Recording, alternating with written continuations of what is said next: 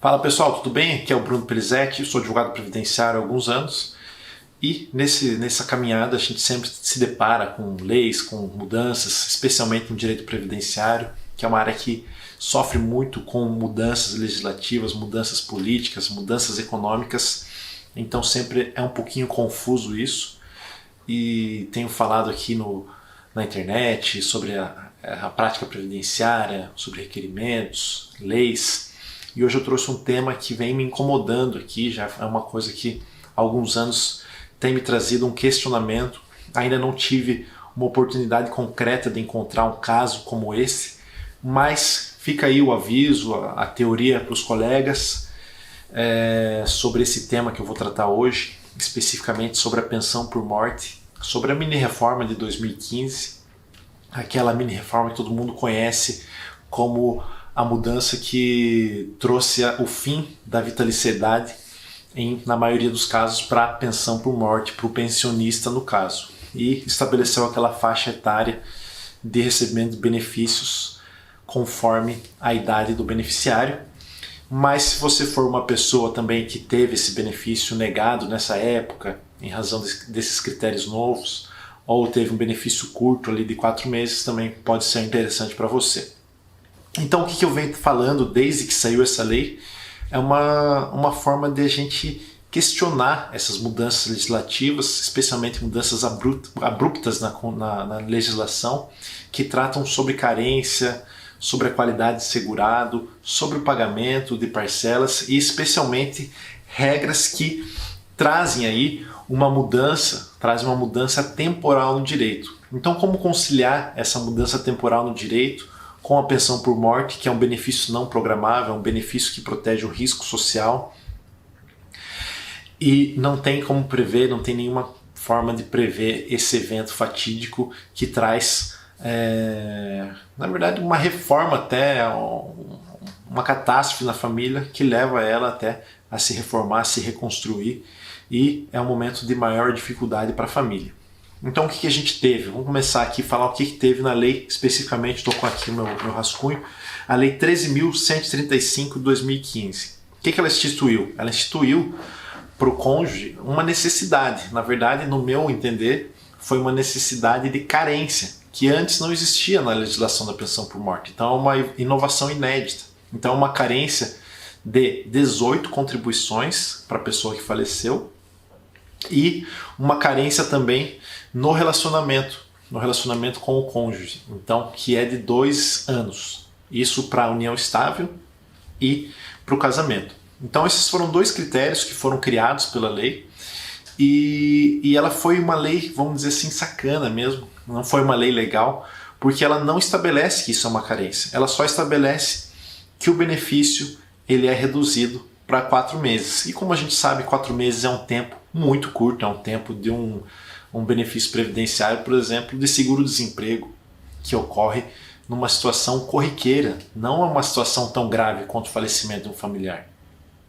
Então eu entendo que sim, essa é uma instituição de carência, porque 4 meses a gente não pode nem considerar como uma pensão por morte propriamente dita no Instituto Previdenciário que ela protege. Então, no meu entender, essa lei instituiu essa carência de 18 meses e 2 anos de união estável ou casamento. E também, já aproveitando esse tempo, não fala a lei que pode ser combinado, mas pode sim ser perfeitamente combinado. Eu até coloquei no material, que eu estou com ele aqui, a possibilidade de combinar os 2 períodos. Então a pessoa vai lá no INSS com uma certidão de casamento menos de 2 anos, com certeza o INSS vai dar um benefício provisório de 4 meses.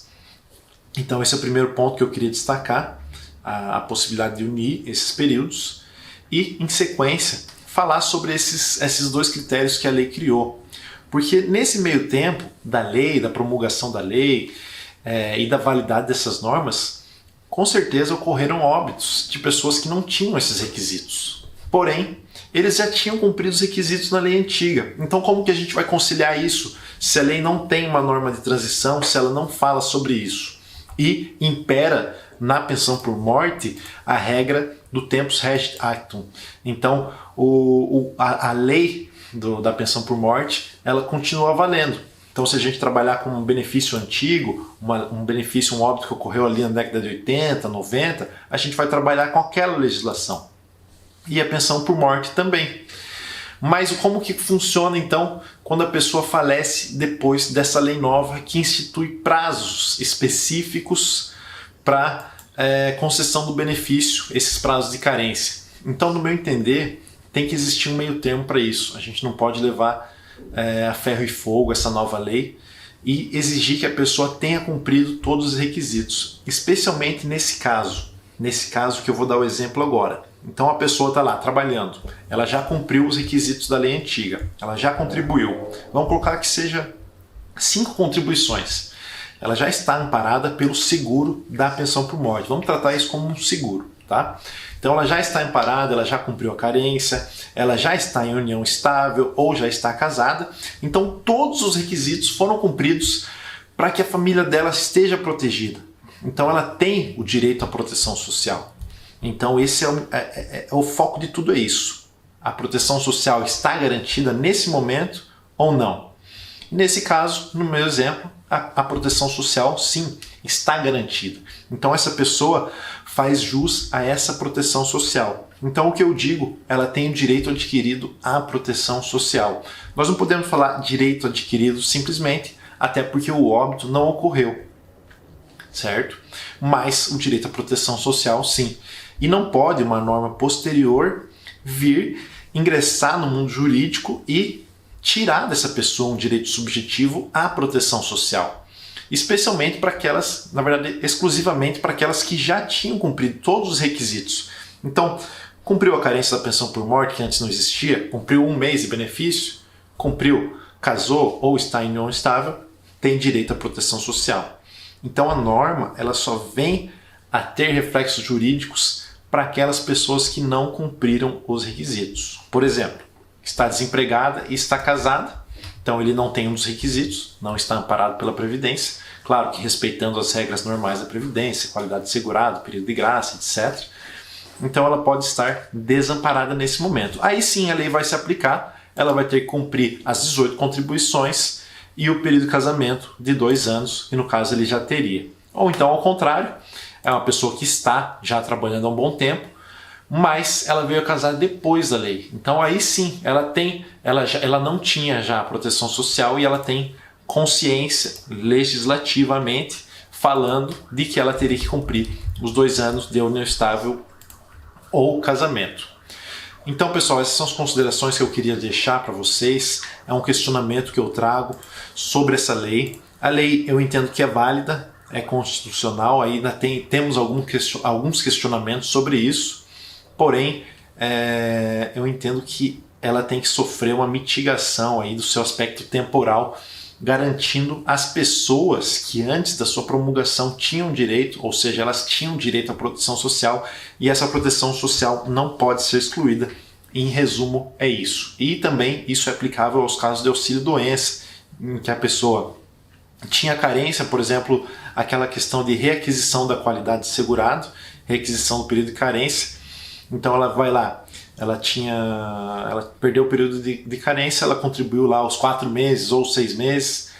Então a gente teve essas mudanças, muitas mudanças legislativas em sequência, mas no meu entender também é aplicável a mesma situação. Se ele tinha proteção social, já teria direito adquirido a essa proteção social, mesmo que venha uma lei instituir um requisito, especialmente requisitos temporais posteriores. Beleza, pessoal? Esse é o questionamento que eu deixo. Espero ter contribuído para a formação mais teórica desse assunto. Se você tiver algum caso, gostaria de compartilhar, coloca aqui para nós, vamos discutir um pouco. E se você sofreu também com essa situação, especialmente ali 2015, 2016, houve alguma coisa na família, alguma questão que não tinha ainda cumprido esses requisitos e sofreu com essa nova lei, recebendo 4 meses ou não recebendo benefício, fique atento, porque pode existir uma discussão para esse direito. Beleza, pessoal? Fico à disposição aqui pelo WhatsApp, pelo meu Instagram. Pode entrar em contato que será um prazer em conversar com vocês. Valeu, um abraço!